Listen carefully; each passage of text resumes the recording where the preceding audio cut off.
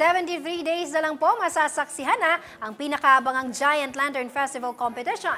Pero bagong araw na yan, hinimok ni GLF 2017 Chairperson Hil Cortez ang mga sektor sa San Fernando, Pampanga na lumahok sa mga aktibidad ng pinakaabangang Giant Lantern Festival 2017. Nakahanay na po ang mga pakulo sa GLF bago ang pagsindi ng mga higanteng parol sa December 16 Giant Lantern Competition.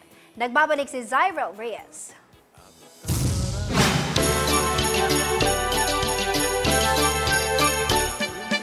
Hitik na hitik sa saya ang nakahanay na aktibidad na pihadong aabangan sa Giant Lantern Festival.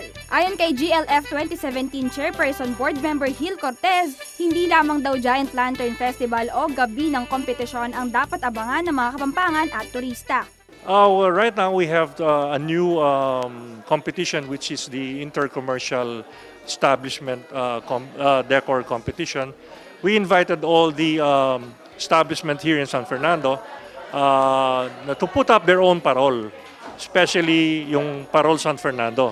May category yan, yung 8 feet, 6 feet, 5 feet, 4 feet. Kung ano yung kaya nilang pagawa. And then they will put it in front of their restaurants, may it be a restaurant, may it be a bank or a car company. Dagdag pa ni Cortez, 4 ang gaganaping kompetisyon bago ang inaabangang GLF. Kasama sa aktibidad ang Inter-Establishment Decor Competition, kung saan iniimbitahang lumahok ang lahat ng establishmento sa San Fernando na magpatalbugan sa pinakamaningning na parol.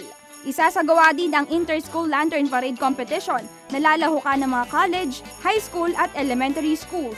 Hindi rin daw papahuli ang Inter-Government Agency Competition, kung saan magpapatalbugan sa pinakamagandang parol ang Regional Office sa COP3. Inihahanda ng City Tourism Office ang mga aktibidad na lalahukan ng mga establishmento at mga papremyo.